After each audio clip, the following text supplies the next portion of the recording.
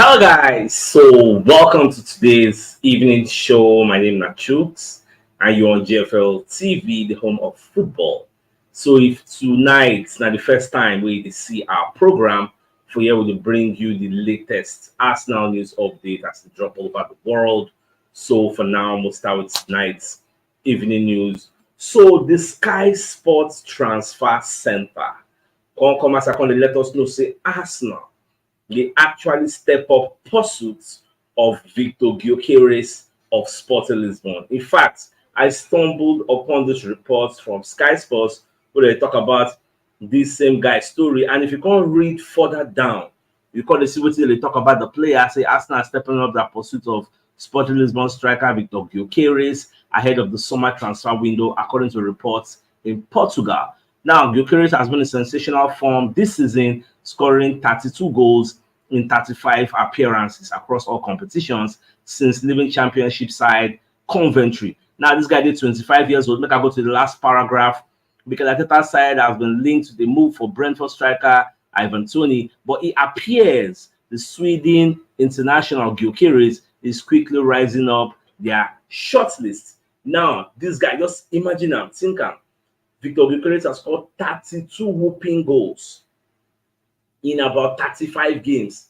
Think, is it not mind-boggling? So you know they blow your mind. And you know, say I've been telling talk say I never really watched this guy play.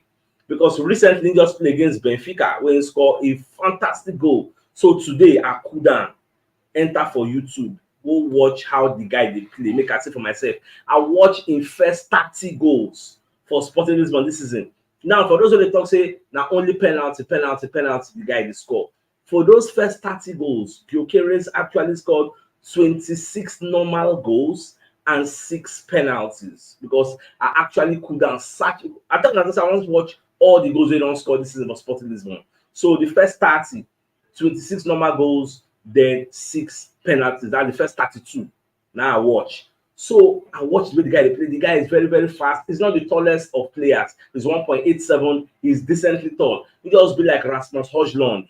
That same type of height. For head, he did good. And you know what can bust my brain? This guy has a very, very decent left and right foot. He dey score with anyone. He dey pacey, he dey dribble, skillful. But that price, where they slap on head, that price is ridiculous. Somebody that played for championship team, Coventry, you get Sporting Lisbon bought him for 20 million. Now, I'm not concerned for us 100 million. Who does that? So I believe say at the end of the day, Arsenal are going to be negotiating on the player, so we know if we pay the kind of amount where this Sporting Lisbon they call for. But if now whether the guy good or more for what I see, make I no lie. The guy good. He meets all the requirements made me alike for striker. Now, moving forward, so in right, all the comments I say, as of now, nobody they mention the David Raya and Aaron Ramsey saga. Nobody they mention that one again. Say Raya don't prove everybody say in the very, very good. He makes our attack very, very quick. Like he make us attack quickly, and his numbers, his statistics, they don't lie. Because for the media, based on say Ramsey an Englishman, again, so a lot of people felt Arteta using Spanish brother ahead of Aaron Ramsey. If to say maybe Ramsey now from Spain and Ryan are English, Jay, nobody will talk anything for England. All this talk sports, ESPN, BBC Sports, them nobody will talk nada. So, but because that one an Englishman, but now with the power of hindsight, and when you look at the statistics, look at the way attack swiftly and with pace. So, and the way the way Raya they come outside, they control in vicinity. You get they come outside, they hold the ball. Obviously, no, they do mistakes once in a while, but the way they help us command that our backline, it makes nobody can mention any other thing again. Come like say we don't forgive the excesses when they bring. So at the end of the day, we just leave everything. Now, when you check Twitter, you go see say pray for Sheffield is trending because a lot of people feel because I can't go check why is praying for Sheffield trending. People believe say this today match Arsenal go win, but how many goals? Some people say na 8-0, some say na 7-0. That's why I say make you pray for Sheffield because what they go take their eyes see today for Arsenal hand, they don't go believe them. That would say a lot of people think. But have you come to think, what if the reverse becomes the case? What if the Sheffield United can lock up everywhere, play 10 men behind the ball, Arsenal can struggle to actually unlock that defense. What if that happens? To me, I know the pray make that one happen. To me, I dey expect Arsenal early goal will help us navigate the victory. In the first 20 minutes, we will score the first goal, then there will be floodgates. The floodgates will be open. So Arsenal go dey bomb them back to back goals. So na the way me I dey see am, but at the end of the day, we'll just dey watch. Now, this our player, we dey do loan watch. So Mika Biereth, who's one of the Arsenal players on loan at Storm Graz. So the guy, you know, they stop scoring. You know, this guy continue in goal scoring form. So they played against Wolfsberger. So they beat those on 4-0. And Mika Biereth also scored 1 goal. So that comes to say Mika Biereth has scored 4 goals in his last 3 games.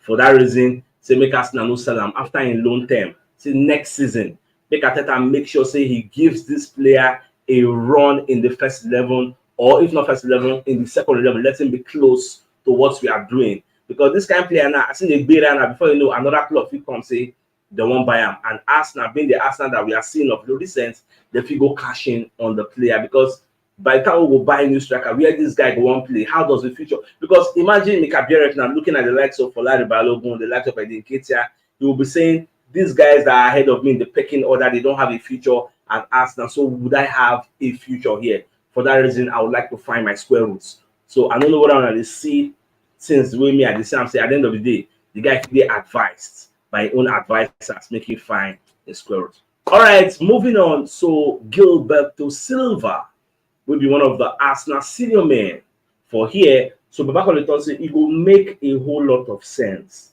for Arsenal to sign his fellow Brazilian Douglas Luiz. Now, for those who know they are aware, Aston Villa had slap £100 million. In short, I don't know what they worry all these clubs. Everybody, any month 100 million, any month 100 million.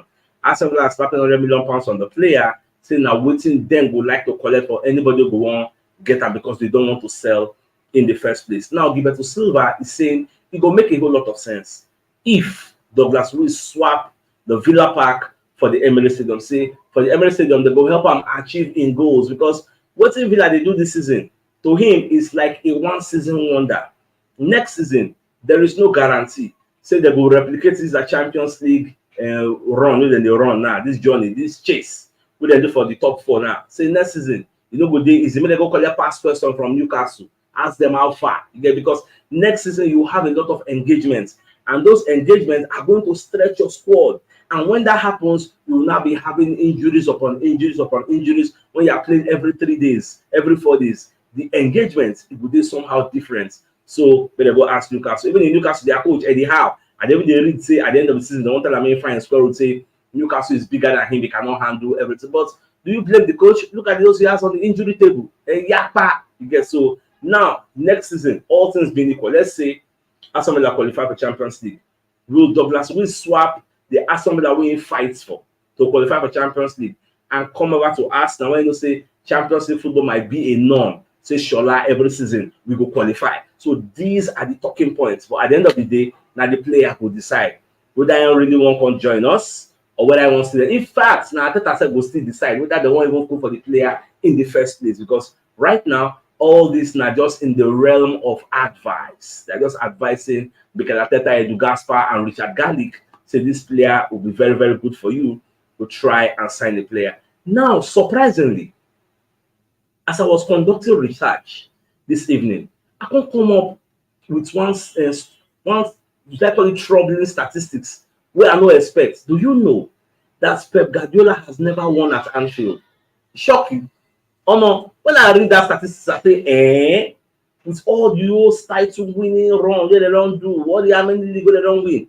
He has never smelled or tasted victory at the Anfield. And why these statistics they somehow interesting is because the next game we must go play against Liverpool now for the Anfield. Because I remember in the morning when I was saying, what if Liverpool beats Man City?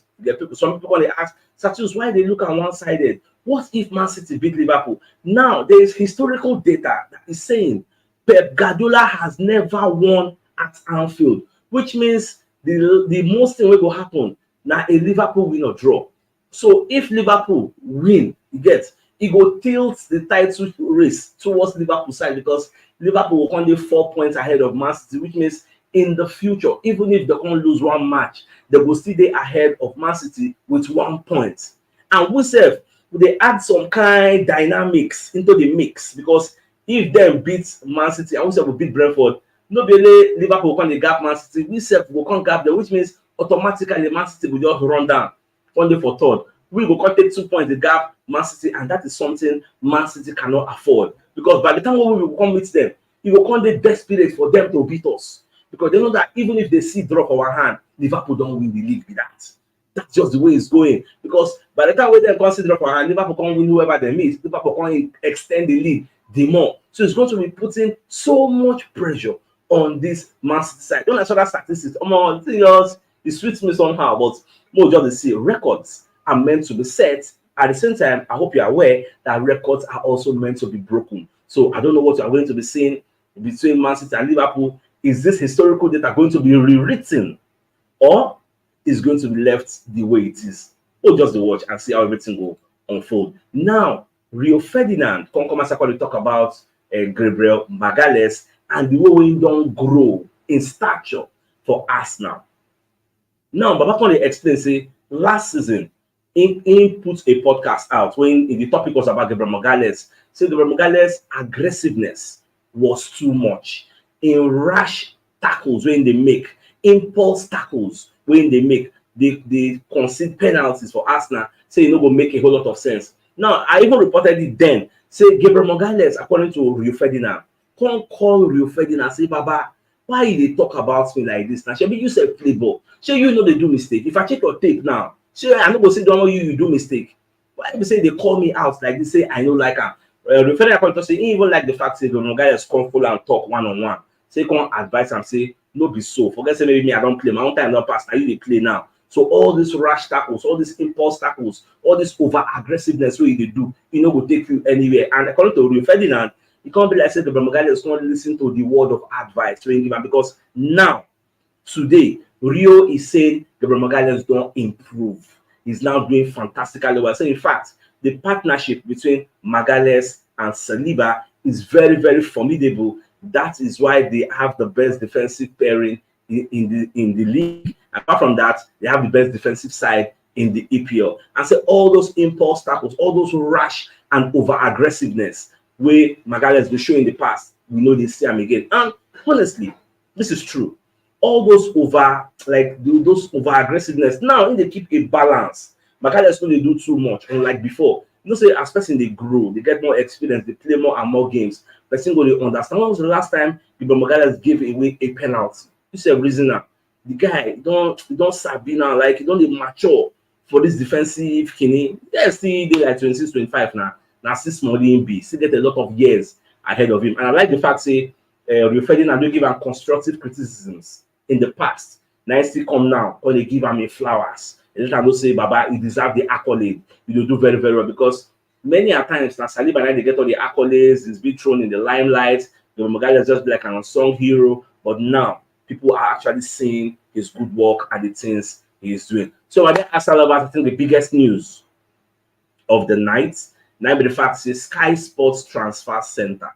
But the talk say Arsenal have stepped up pursuits of Victor Gyökeres because they are highly interested in signing the player. I actually saw this evening for this Sky Sports Center where they talk about time. If you read the story, you go read about where they talk say Victor Gyökeres has scored 32 goals in 35 games. Myself personally, I enter YouTube, go watch the 32 goals when he don't score for Sporting Lisbon this season. 6 of them might be penalties. The rest are normal goal. The guy is very, very fast, very pacey, uses his 2 legs, he uses his head. He is the epitome of a modern day striker.